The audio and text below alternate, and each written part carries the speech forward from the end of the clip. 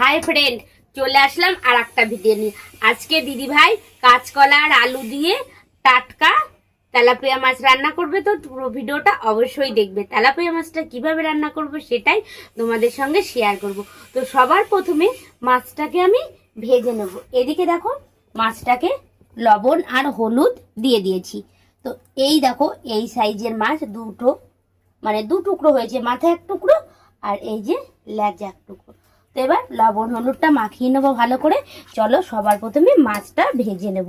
তো লবণ হলুদটা এদিকে মাখিয়ে নিই। ওদিকে দেখো লবণ হলুদ মাখাতে মাখাতে আমার তেলটা বেশ ভালোভাবে গরম হয়ে গেছে। তো সবার প্রথমে মাছটা ভেজে নেব আর দেখতে থাকো। আশা করি তোমাদের ভিডিওটা ভালো লাগবে।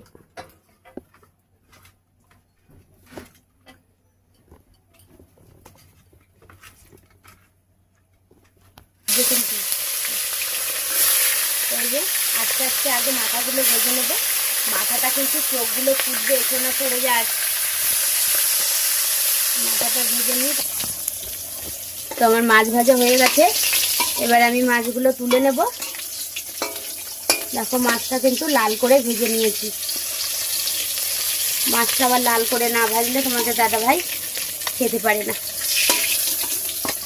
তো এই যে মাছটা ভাজা রেডি। এইবারে এই যে কাঁচকলা আর আলু কেটে রেখেছি। তো সবার প্রথমে কাঁচকলা আর আলুটাকে একটু লবণ হলুদ মাখিয়ে নেব। পরিমাণ হলুদ দিয়ে দিলাম আর একটু লবণ। তো লবণ হলুদ দিয়ে যে আমি এইভাবে মাখিয়ে নিলাম। এবার আগে আমি কাঁচকলাটাকে ভেজে নেব। আমি তো বললামই আমি আমার মতো রান্না করি। রান্না তো তোমরা সবাই পারো, কিন্তু আমি এইভাবেই রান্না করি। এবার লবণ হলুদ মাখানো হয়ে গেছে। তো চলো কাঁচকলাটাকে ভেজে নিই। ওর মধ্যে একটু জিরে দিয়ে দিলাম তেলে পরে। এই যে গোটা জিরে দিয়ে দিলাম তেলে পরে। একদম যে প্রচণ্ড গরম পড়েছে, এত গরম আজকে তাপমাত্রা যে সোনার স্কুলই 2-3 দিন গরমের জন্য স্কুল করতে পারছি না, ছুটি দিয়ে দিয়েছে। তো এবার গোটা জিরে তেলের পর দিয়েছি, ওর জন্য এই গরমে হালকা পাতলা ঝোল করব। তো গোটা জিরে তেলের পর দিয়ে এবার কাঁচকলাগুলো আমি ভেজে নিলাম। শুধু এটাতে কাঁচকলা ভাজবো।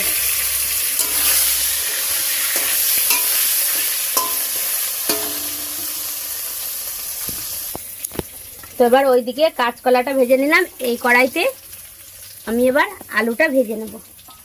আলুটাকে লবণ হলুদ মাখিয়ে রেখেছিলাম। এবার আলুটা দিয়ে দিলাম। এদিকে কাঁচকলা আর এদিকে আলুটা ভাজা হচ্ছে। আমার আলু আর কাঁচকলা ভাজা হতে হতে একটু মশলাটা করে নিয়েছে, দেখতে থাকে। এদিকে দেখো কাঁচকলাটাও ভাজা হয়ে গেছে আর এদিকে দেখো আলুটাও ভাজা হয়ে গেছে। তো এখান থেকে আমি ভেজে রাখা আলুটা, ও বাবা তেল ছিটকে এসছে রে বাবু, কাঁচকলার মধ্যে দিয়ে দেবো।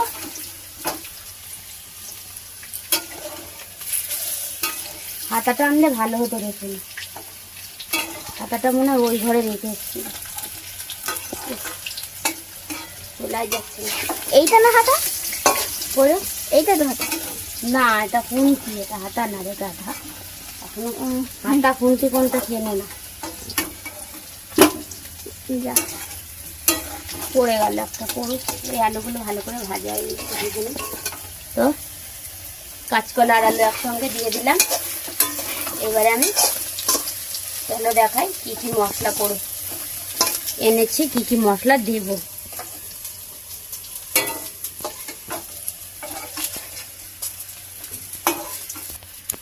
তো এদিকে যে মশলাটা রেডি। এখানে আদা বাটা, জিরে বাটা আর অল্প কটা কাঁচা লঙ্কা, শুকনো লঙ্কা মিক্স করে দিয়েছি। আমরা যেহেতু মশলা অল্প খাই ওর জন্য অল্প পরিমাণে দিয়েছি। তোমরা যেভাবে মশলা খাবে সেই অনুযায়ী মশলা দিও। তো সব মশলাটা এবার দিয়ে দিলাম। মশলাটা দিয়ে এবার ভালো করে কষিয়ে নেব আমি আলু আর কাঁচকলার সঙ্গে। আর এই গরমে কাঁচকলার তরকারি অবশ্যই খাওয়া জরুরি। তো দেখো মশলাটা প্রায় কষানো হয়ে গেছে। এই যে গায়ের থেকে তেল ঝেড়ে দিয়েছে মশলা, এই যে তার মানে আমার কষানো হয়ে গেছে। আর সামান্য একটু কষানো হলেই আমি জল ঢেলে দেবো। ওইদিকে দেখো পাঁচের উনুনে গরম জল হচ্ছে। দিদিভাই কিন্তু সব রেসিপিতেই গরম জল ব্যবহার করে। তো সুন্দরভাবে যদি মশলা না কষানো হয় তাহলে খেতে কিন্তু সেই টেস্টিটা আসে না। তো দেখো এই যে ভালো করে আমি কষিয়ে নিয়েছি। এইভাবে এই যে কষানোটাই মেন। এবার আমি গরম জলটা দিয়ে দেবো। গ্যাসটা বন্ধ করে দিলাম, গরম জলটা দিয়ে দেবো।